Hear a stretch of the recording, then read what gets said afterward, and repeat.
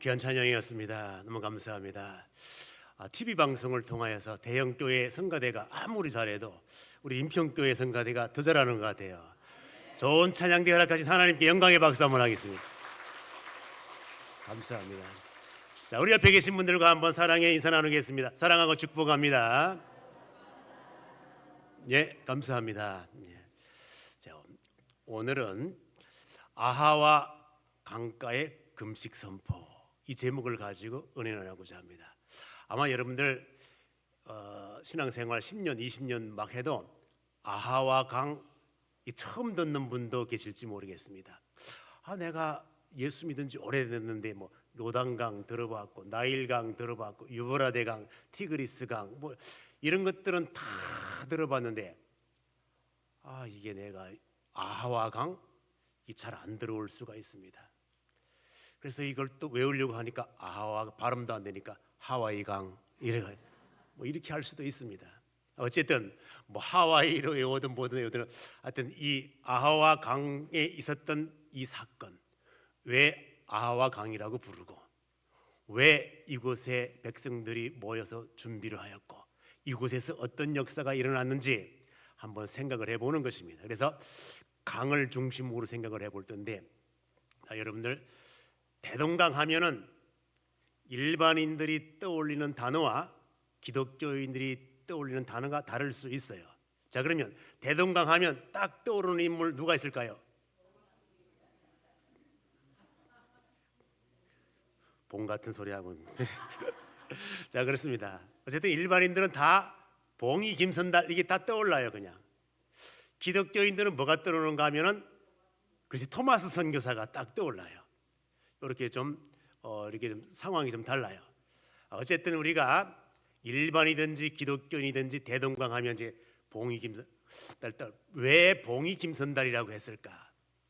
봉이, 김선달이면 김선달이지 그 앞에 봉이가 붙어. 왜 그럴까? 그건 바로 닭을 봉황이라고 사기쳤다는 의미에서 봉이라는 말. 김선달이 시장에 가는데 닭장사가 닭을 팔아. 그런데 사기칠 마음이 막 올라오는 거야. 어떻게 사기칠까? 우리 큰 계획을 가지고 닭장사에게 계획적으로 접근을 해. 접근을 해가지고 이 닭은 봉황 맞지요? 이러는 거야. 그 닭장사 가만히 보니까 이거 팔푼이 같은 게 닭인지 봉황인지 구분을 못하는 것 같아. 그래가지고 봉황 맞다고. 그럼 달라고. 그래가지고 조금 비싼 가격으로 일반 닭인데 봉황 가격을 주가지고 샀어요.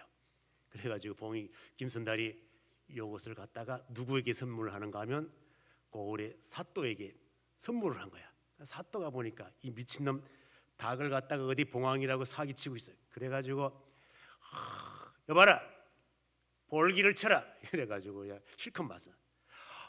나 잘못 없다고. 저 닭장사가 분명히 봉황이라 그래가지고 내가 이거 사온 거라고. 그래가지고 이제 그 닭장사는 고소당해가지고 네 봉황이라 했나? 했지 뭐. 그래가지고 이 김선달이 이것을 통하여서 손해배상을 다 청구해 내는데, 원래 그 닭값에 몇십 배가 넘는 이 돈을 요구하고, 거기다가 자기 볼기 맞은 값, 정신적 피해 다 이래가지고 손해배상 청구를 해가지고 엄청나게 사기쳐가지고 돈을 버는 거야. 닭을 뭐라고 했다고? 그래서 봉이야. 그렇습니다.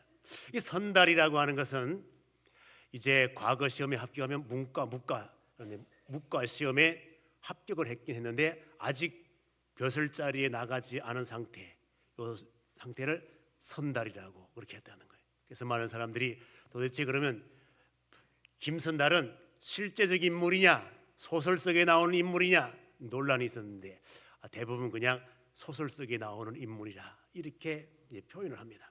어쨌든지 간에 이제 대동강 이제 이 사건과 관련돼서 말을 하면은 김선달이 또 대동강물을 팔아먹은 사건이, 사기쳐 팔아먹은 사건이 있잖아요. 그렇습니다. 이게 가만히 이 김선달이 보니까 대동강물 누구나 다 떠가는 물인데 사람들이 다 떠가는 거예요. 가만히 보니까 저것을 가지고 사기치면 될 것 같아. 그래서 물장수들에게 전부 술 한 잔씩 이제 대접하게 모여라. 그래가지고 돈을 2양씩 다 나눠준 거야. 내일 이제 당신들이 물 떠갈 때에 내가 물값 내시오. 그러면 내가 준 돈을 가지고 내라는 거야. 그래 물장수들이 뭐 돈 받았겠다, 술로도 뭐 마셨겠다, 뭐 하라는 대로 물 퍼가면서 물값이요 하고 다 내고 가는 거야.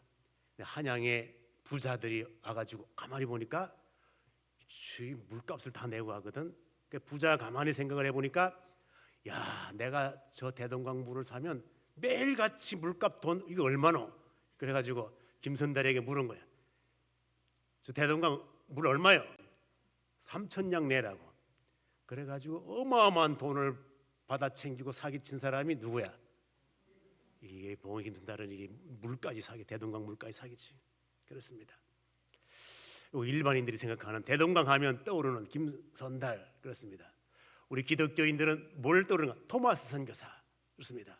여러분 토마스 선교사가 우리가 공식적으로 1885년 감리교 장로교 대표적인 선교사가 있지요.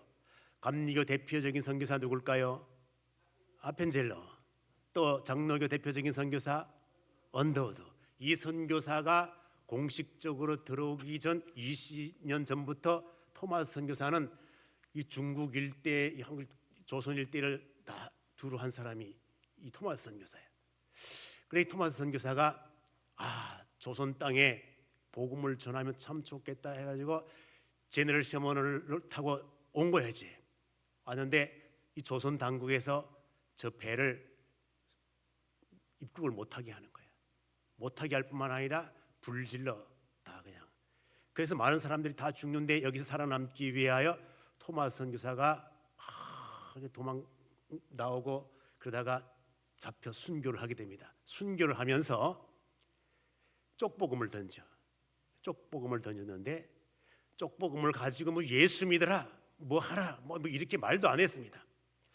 이 쪽복음을 받은 사람들이 가지고 가서 뭐 이상한 책 알 수도 없는 말 뭐 이런 것 그래 이게 버릴 수는 없고 이 종이를 가지고 도배를 한 거야지.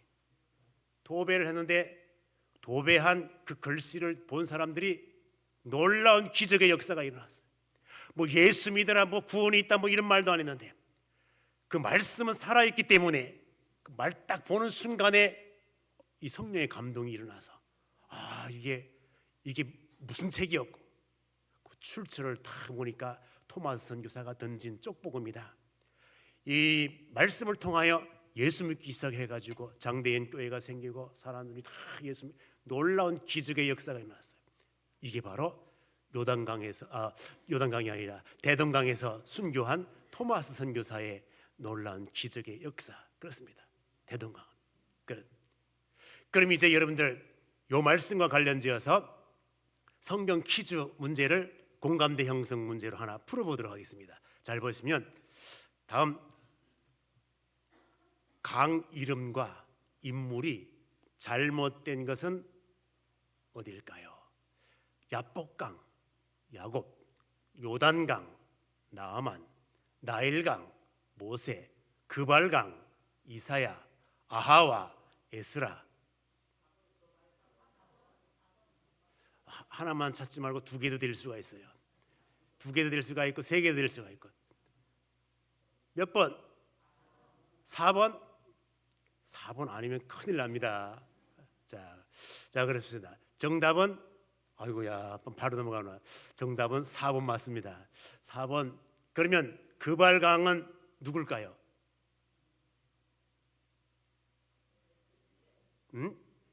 에스겔 맞습니다. 이렇게 해서 그래서 이렇게 하면 참 좋습니다. 그러면 요단강 세례 요한하고 요단강 나아만은 왜 요단강과 관련이 있을까요?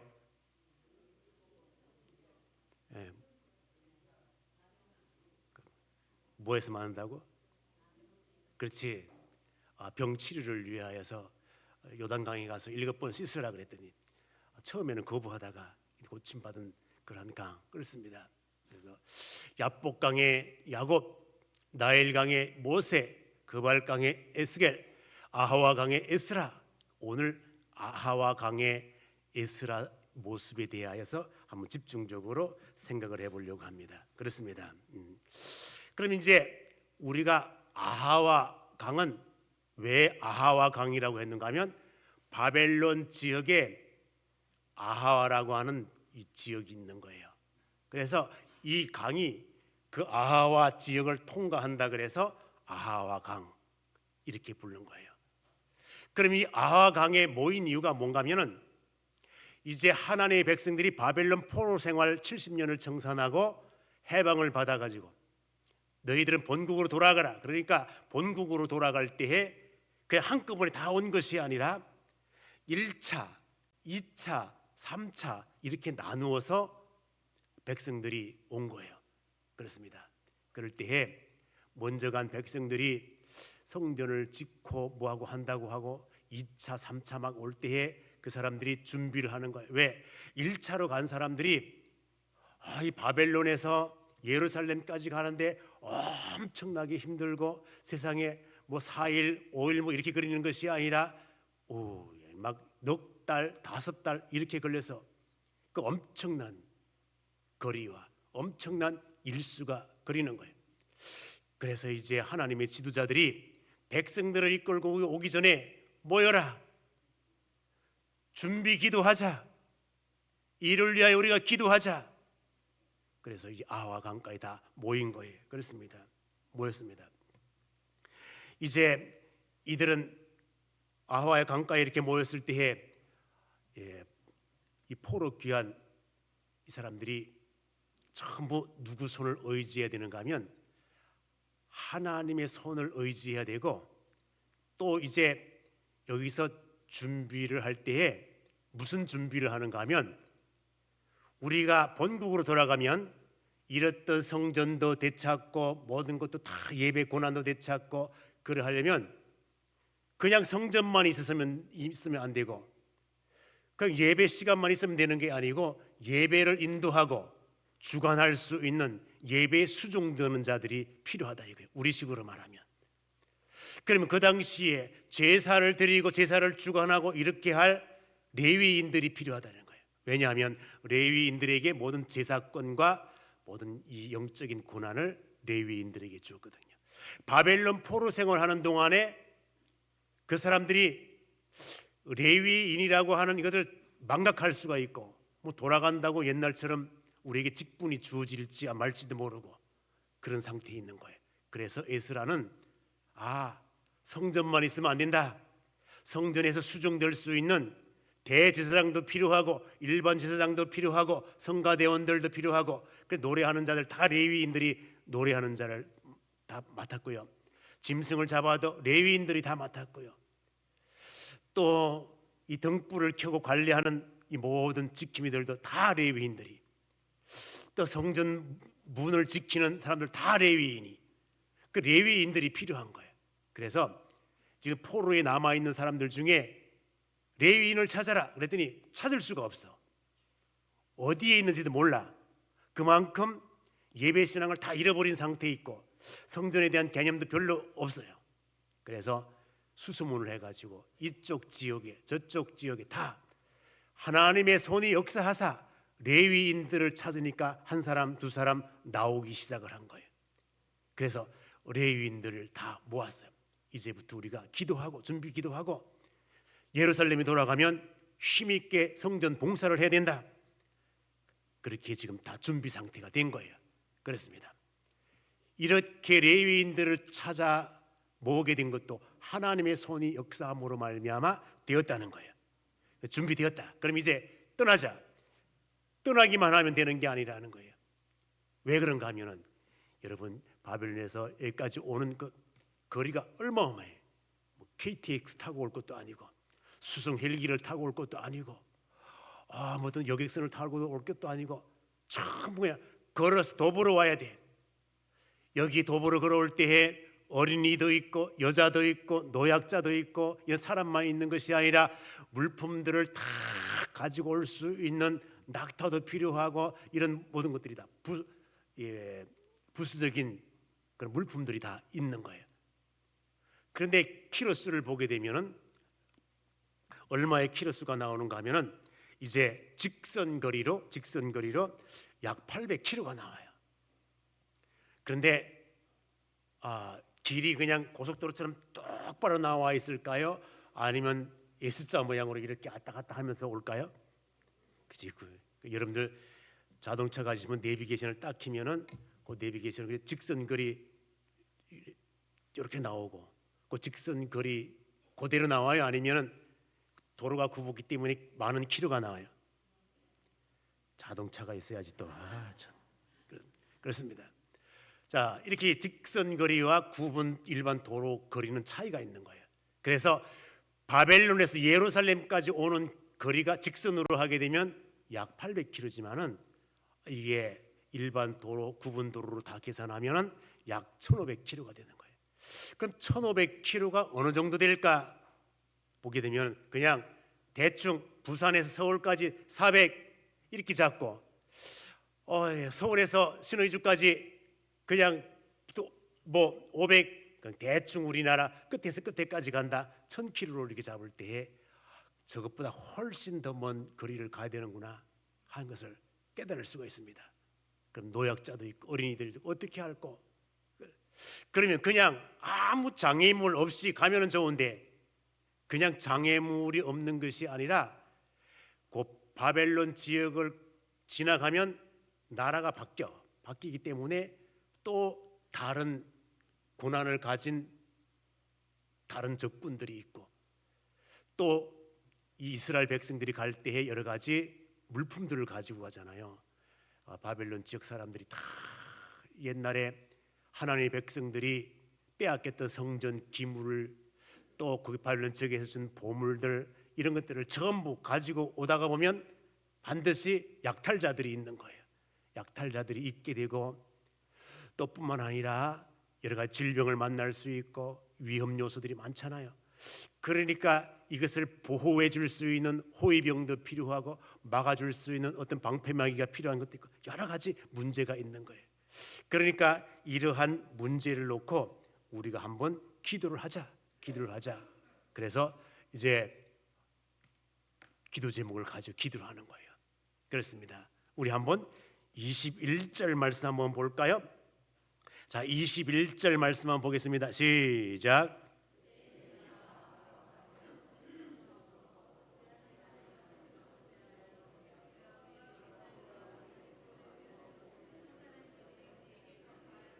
그렇습니다. 여기 보게 되면은 기도 제목이 있어요.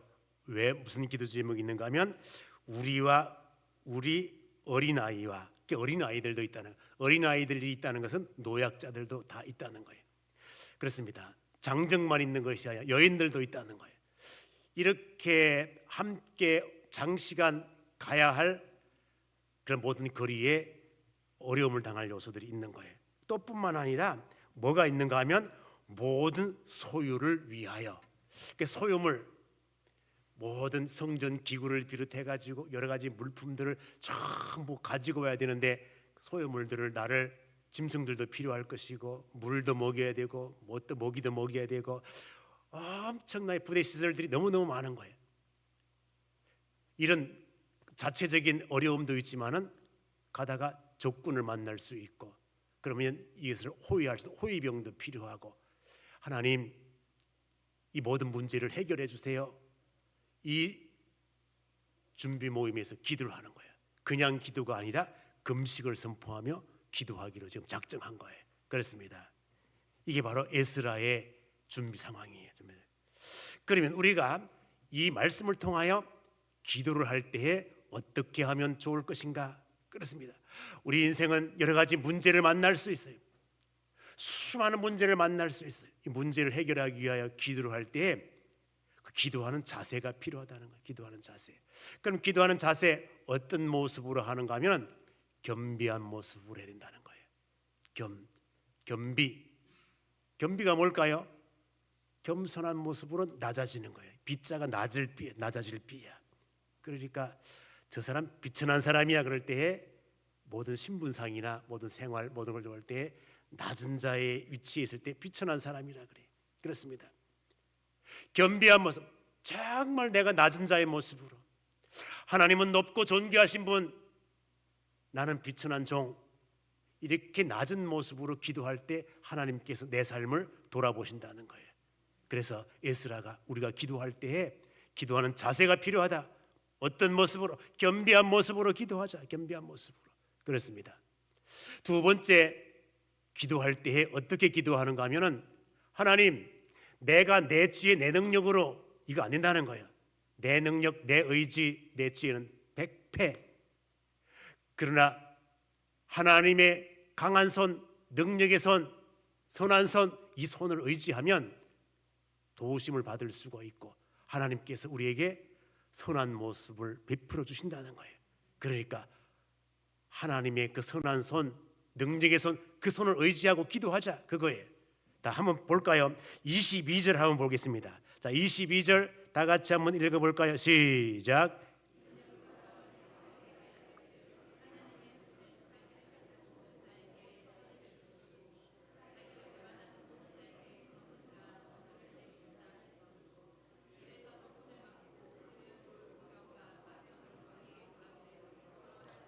그렇습니다. 이게 보게 되면 하나님의 선한 손을 의지하면 하나님께서 도와주신다는 사실을 알아요.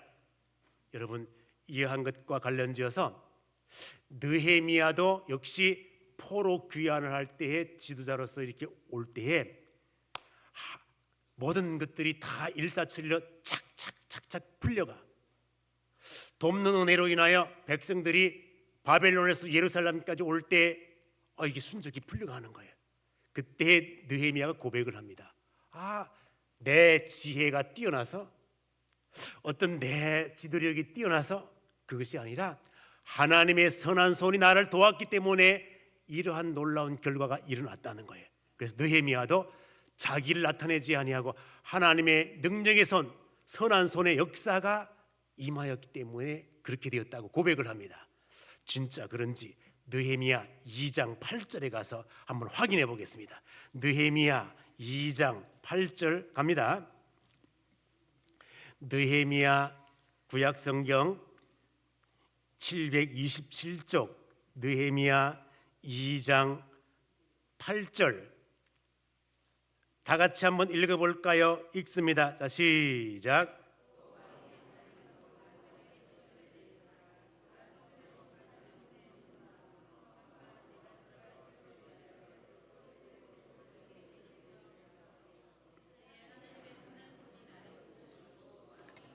그렇습니다. 하나님의 선한 손이 역사함으로 말미암아 이 모양 저 모양 놀라운 형통의 역사가 일어나게 되더라는 것입니다. 느헤미야가 깨달은 거예요. 하나님의 선한 손, 그걸 알아요. 에스라도 그걸 아는 거예요. 하나님의 선한 손의 역사가 있어야만이 문제가 해결된다는 사실을 알았습니다. 그렇습니다. 그래서 이제 이 에스라가 가진 기도의 자세는 무엇인가 하면 이러한 것들을 가지고 사람에게 가가지고 도와달라 이렇게 하는 게 조금 부끄럽다 이거예요. 그래서 내가 사람 앞에 가가지고 도와달라 이게 안 된다는 거예요. 그 부끄러운 일이다. 여러분들 바벨론에서 다 이렇게 해방받아가지고 너희들 나가라 그랬는데 나갈 수 있도록 돈도 주세요, 뭐도 주세요 이렇게 하기가 좀 뭐하니까 성경에는 그 일이 부끄러워 하나님께만 기도하면 하나님께서 왕을 붙여주든지 누굴 붙여주든지 하나님께서 해결해 주실 거라고 믿고 하나님을 의지해요. 자, 다시 에스라 본문으로 갑니다. 에스라 8장 한번 볼까요? 보면은 22절 마지막에 보게 되면은 무슨 말이 나오는가 하면 하나님 패싱하고 왕에게만 왕이여 도와주세요 이렇게 하는 일은 이거는 부끄러운 일이다. 왕보다 누가 높은가 하면 하나님이 높기 때문에 왕보다는 하나님께 구하면 하나님이 알아서 왕을 붙여주든지 장관을 붙여주든지 뭐 누가 부자를 붙여주든지 누구를 할 게 아니냐 이거예요. 자, 보면은 22절 보게 되면은 왕에게 구하기를 뭐였다고? 부끄러워. 이렇게 수순이 왕이 먼저 아니구나. 그래서 왕보다는 누구께 의지하는가 하면 23절 다 같이 한번 읽습니다. 시작. 누구께 구하였더니 바로 그야. 사람보다 하나님이 먼저여야 된다는 것. 그렇습니다. 이게 바로 에스라가 가진 이 기도의 자세였던 것을 볼 수가 있습니다. 그렇습니다. 그럼 이제 에스라가 이처럼 사람 의지하지 아니하고 하나님을 의지하고 이렇게 하나님께 기도했더니 무슨 역사가 일어나는가 하면 이제 기도의 결과가 있을 거 아니에요. 기도의 결과 응낙하심의 역사가 있었다는 거예요. 다시 한번 23절 다시 한번 읽어보겠습니다. 시작.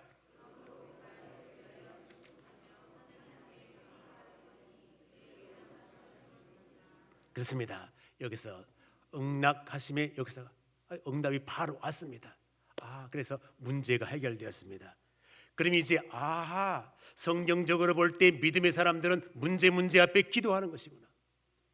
그럼 이 시대에 우리도 하나님 앞에 기도를 해야 되겠구나. 그래서 역사적으로 기도의 맥을 쭉 보면 기도의 사람들이 많아요. 그 종교 개혁자들이 다 기도의 사람인데 대표적인 기도의 사람 누구를 들 수 있는가 하면 이제 존 낙스라는 사람을 들 수 있는데 이 사람은 영국 출신이야. 그래서 영국 발음으로 존 녹스, 미국 발음으로 존 낙스. 그래서 어떤 사람들은 존 녹스 이렇게 기억하는 사람이 있고 어떤 사람 존 낙스 다 상관없습니다. 그렇습니다. 이 사람이 어느 정도 큰 기도를 하는가 하면 스코틀랜드를 전부 주시옵소서 이런 기도를 해요. 그렇습니다. 그러면 그 당시에 종교개혁을 하면서 이 가톨릭 이 사상이 다 잘못되었다는 걸 알기 때문에 로마 교회는 창녀와 같다. 왜? 성도들로 하여금 영적으로 간음하게 하고 죄짓게 하고 이거 안 된다는 거예요. 그러니까 이제 말씀을 따라 왕이 살지 아니하고 말씀을 따라 교황이 살지 않으면 왕도 교황도 하나님의 심판을 면할 수 없습니다. 이렇게 했던 거예요. 존 낙스가 얼마나 위대한 기도를 하는지, 얼마나 파워 넘치는 설교를 하는지. 이 설교를 딱 받은 그 당시에 여왕이 누가 메리 여왕이야. 기분이 나빠. 왜? 메리 여왕은 누구 편 드는가 하면은 이 교황 가톨릭 편을 들거든요. 그러니까 이 복음하고 가톨릭 신앙이랑 다르잖아요. 그래 화가 난 거야 이제. 내가 추종하는 가톨릭을 내가 지금 디스해. 그래서 옥에 가둔 거야지. 옥에 가뒀습니다. 그렇습니다. 그런데 존 낙스를 옥에 가두고 보니까 메리 여왕에게 이상한 변화가 오기 시작한 거야. 중병에 걸리게 된 거야 이제. 나 죽는구나 이제. 자꾸 깨달음이 와. 내가 왜 이렇지? 권력도 가졌는데 돈도 가졌는데 내가 병들어 죽으면 그걸로 끝이다. 가만히 생각을 해보니까 존 낙스의 외침의 소리가 가슴에 오는 거야. 왕이라 할지라도 교황이라 할지라도 진리의 말씀을 거역하고 배반하면 하나님의 심판이 있다는 것을 깨달은 거야지. 깨달았어. 그렇습니다. 그래가지고 어떤 결정을 내리는가 하면은 이제 존 낙스를 풀어줘라 이렇게 명령을 내려. 깨달음이 온 거야. 그래서 이 메리 여왕이 이제 영국의 100만 군사보다 누구의 기도가 더 위력이 있다는 거야? 존 낙스의 기도가 더 위력이 있다고 하는 것을 깨달음이 있었습니다. 그렇습니다. 우리는 이제 이 사실을 볼 때에 존 낙스에 대한 평가가 있잖아요. 기도하는 한 사람이 기도하지 않는 한 민족보다 강하다. 기도하는 한 사람이 얼마나 귀한지 몰라요. 자, 우리 한번 옆에 계신 분들과 한번 내일 새벽 기도 시간에 만납시다. 시작. 못 나올 때 못 나오더라도 일단 말은 해놓고 봐야지. 그렇습니다. 자, 그렇습니다. 기도하는 한 사람. 요새 영적 대학생을 하는데 새벽 기도 참여하는 분들이 너무 많아진 거예요. 그래서 이분들 보통 그렇습니다. 다 일찍 출근해야 되는 분들이지만은 기도하고 출근하고 너무 감사할 일이 그렇습니다. 또 우리 찬양팀들이 예배 시간마다 찬양 준비를 하는데 주일 새벽에도 찬양팀이 나와서 하고 수요 예배도 하고 금요일에도 하고 계속 일이 하는데 너무너무 귀해요. 그렇습니다. 그래서 전도회들 찬양팀 잘 준비를 해주셨으면 참 좋겠습니다. 그렇습니다. 기도하는 한 사람, 기도하는 사람. 그럼 이제 우리가 이제 10월 27일 주일날 오후에 광화문에 전국 교회 성도들이 전부 모여서 기도하고 이제 예배드리고 그렇게 하는 시간으로 전국 교회가 결정을 했습니다. 그랬더니 감리교도, 장리교도, 침례교도, 성결교도 다 동참하겠다. 우리 대형 교회들이 다 이렇게 동참을 하겠다. 그래서 전부 하는데 이제 우리가 200만 동원, 그래서 현장에 예배하러 참석한 사람들 100만 명, 유튜브나 방송을 통하여 참여하는 사람들 100만 명, 이렇게 해서 200만 명을 이렇게 추산을 하고 있습니다. 그렇습니다. 빌레그리안 목사님이 오셔서 우리 한국에 대형 집회를 하실 때 그때 100만이 모였다 하는데 그 이상으로 많은 사람들이 모일 수 있도록 그래서 각 노회별로 전부 각 교회별로 버스 대절하고 뭐하고 그래서 이렇게 총 모이는 날이에요. 우리 한국 기독교가 살아있다는 것을 보여줘야 복음의 효과도 나타나고 더 이제 코로나로 쇠퇴해가는 이 한국 교회를 살릴 수 있는 원동력이 되는 거예요. 동참을 해야 돼요. 그래서 이 동참을 위하여 기도할 때에 우리 말씀 받은 대로 내 의지, 내 리더력을 가지고 뭐 추진한다고 되는 것이 아니라 무엇이 도와야 되는가 하면 하나님의 선한 손이 도와야 될 줄로 믿습니다. 기도할 때마다 그런 기도를 하세요. 하나님, 느헤미야를 도왔던 하나님의 손, 에스라를 도왔던 하나님의 손, 그 손은 지금도 나에게 역사하시는 줄로 믿습니다. 한국 교회를 살려 주시옵소서.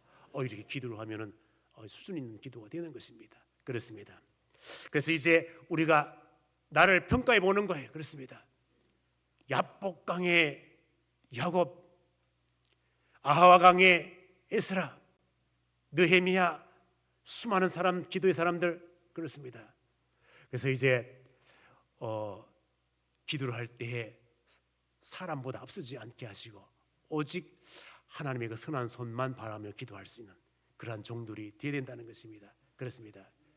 자, 아까 에스라 하면은 무슨 강? 하와이 강 무슨 강? 다른 건 몰라도 강 이름을 알고 가야 될 거 아니에요. 무슨 강? 잘 이해가 안 되면 뭐라고 하라고? 하와이 강. 그렇게 해서라도 어쨌든 여러분들 가운데 하와이 강, 아하와 강 발음이 안 되더라도 요 단어만 꼭 외워서 하나님의 손 의지할 수 있는 믿음의 종들 다 되시기를 주님의 이름으로 축원드립니다. 기도하겠습니다.